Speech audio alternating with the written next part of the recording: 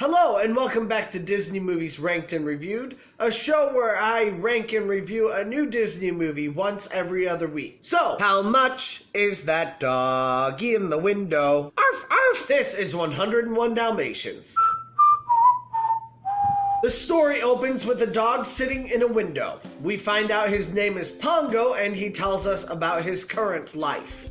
As far as I could see, the old notion that a bachelor's life was so glamorous and carefree was all nonsense. I do like this narrative device. It's way better than the narrator focus that the last couple of movies have had, and I believe will be having in the future. He explains to us that Roger, his pet, is a boring stick in the mud who doesn't know how to relate to women on a romantic level. Sounds familiar. So far I'm tracking with this movie. This spotted dog judges females from the window. Creepy.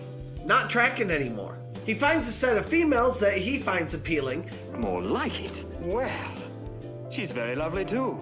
Forces a walk upon his master and wraps a leash around said female. Is it just me or does this not seem like a very healthy start to a relationship? They meet cute and get married, and the dogs get to procreating right away. Cruella de Vil comes to visit and demands to buy the aforementioned puppies for some completely unexplained reason. I mean, we find out later that she buys some of these puppies from pet stores, so why does she need to have these 15 puppies? Is there just a shortage of puppies all throughout London? Is that the issue? The puppies are born and Cruella demands to have them. 15 puppies? Roger says, We're not selling the puppies. Not a single one. Tragedy strikes. Two of the ugliest men you have ever seen attack the maid and steal the puppies. And the maid runs onto the street yelling for help. Now, Miss Nanny, you have a phone inside, so how is running on the street going to help? Wouldn't it be faster to go back into the house and to call from the phone? The next morning, Cruella calls Anita and Roger to offer her condolences and to disguise her own little secret, that she is a horrible, awful person. The dogs do their more primitive and possibly more effective version of Twitter, which clearly seems to work because it reaches all the way into the countryside. Which is kind of amazing to me because whenever I play telephone with my human friends, that message is messed up by the third person. Do dogs just have better memories than humans or what? We see Horace and Jasper in the old DeVille mansion where they vow to kill the puppies after they fulfill their TV addiction. But the mangy cat saves the puppies. Then Pongo and Perdita save the puppies and the cat just in time. The whole group takes the long trek home through the snow. On the way, they meet a couple of good Samaritans and they have to dress in blackface to avoid Cruella. You know, just the usual things. By the end, the puppies arrive safely back at Roger and Anita's house and they discover that there is 101 dogs that they now have to take care of. Thankfully, Roger has sold his first song, so obviously he's a millionaire now, and he is able to go buy a house where they can have a Dalmatian plantation.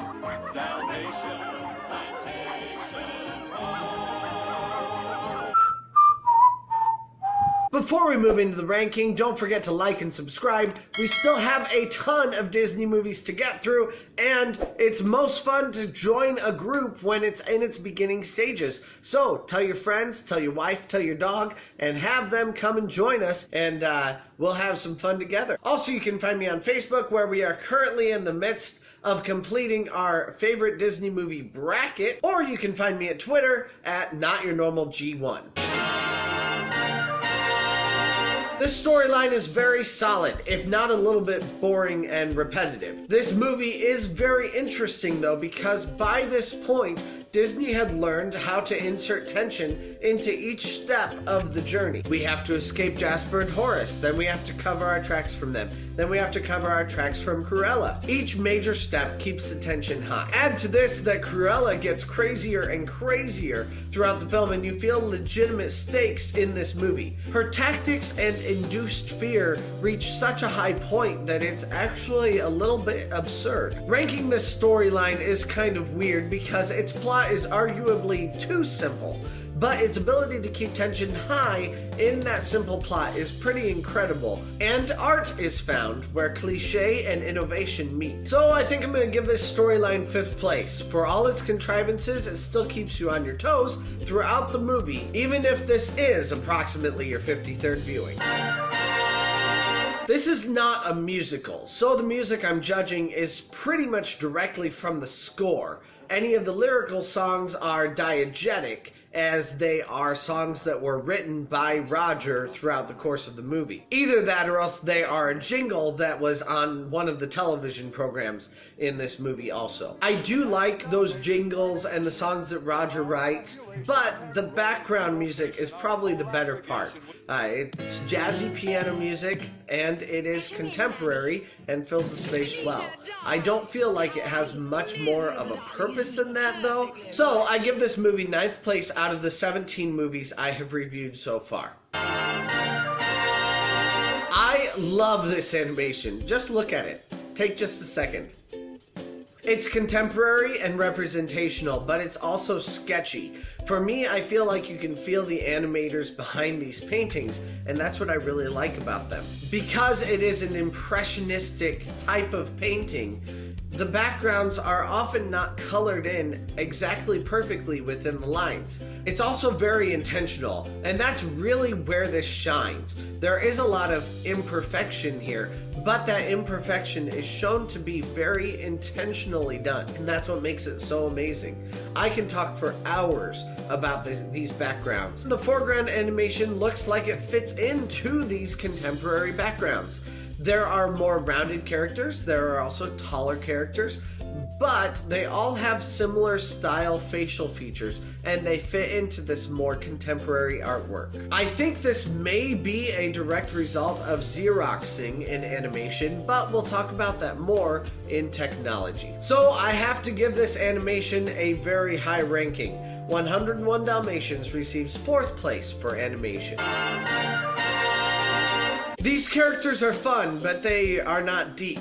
There is not the complexity of character development that some Disney movies have, but there is a great family dynamic. The human characters, while they love the animals, are not really the sole focal point of this movie. They act more as plot devices. The real character-driven part of this story deals with the family dynamic of the dogs. One of my favorite scenes is when the family is sitting watching the dog version of the Lone Ranger. Throughout these 3 minutes, we have learned to love this family, and because of that, we are very sad when this family is ripped apart from each other because of Horace and Jasper. This is vital. Otherwise, when the family is split up, we might care passively because families aren't supposed to be split up, but we won't actively care on an emotional level.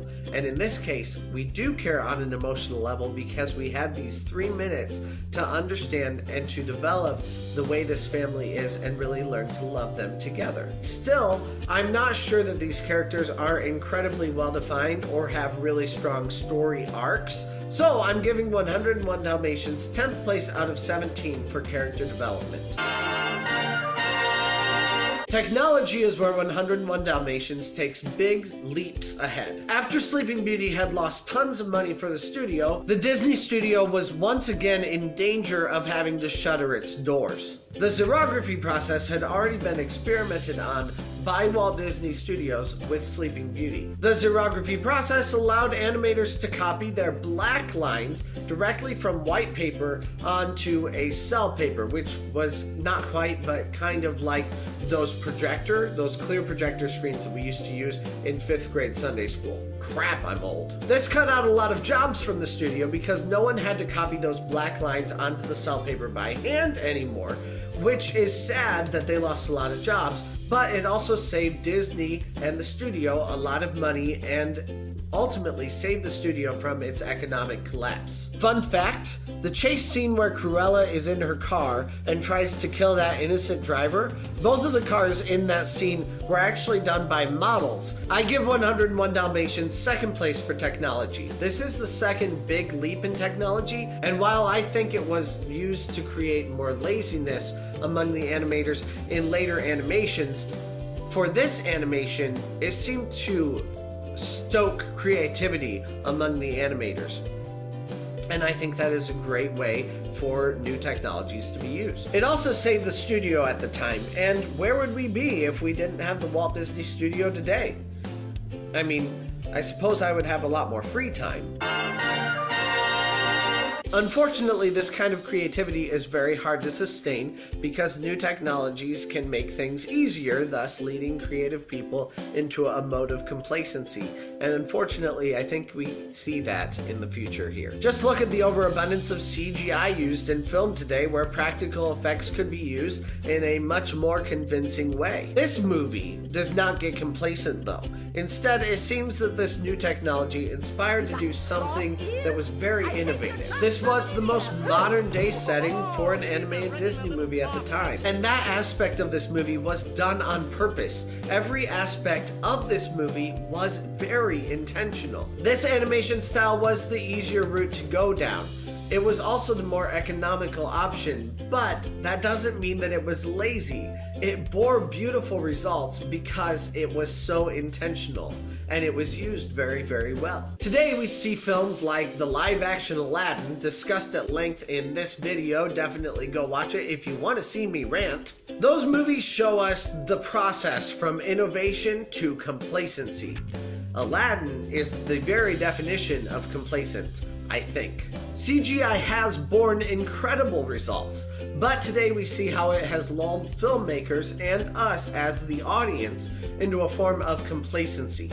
I mean, why film on location when you can bring the desert with you by CGI animation, right? This same effect basically happened with the later Disney movies that are coming in just another couple weeks, which is why I'm not a huge fan of xerography technology. But as far as this movie goes, it seems xerography helped it to create a wonderful work of art. It's maybe not the most amazing Disney movie, but Disney still made something very special here. In this particular case, it seems to me that Disney discovered the fine art of selling out, which is something it seems all artists have to do.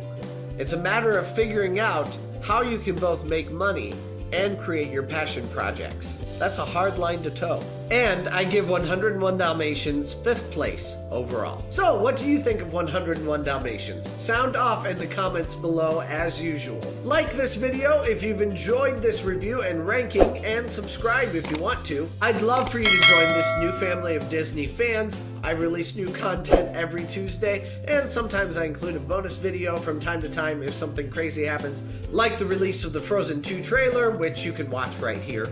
I'll see you again next Tuesday at 4 o'clock.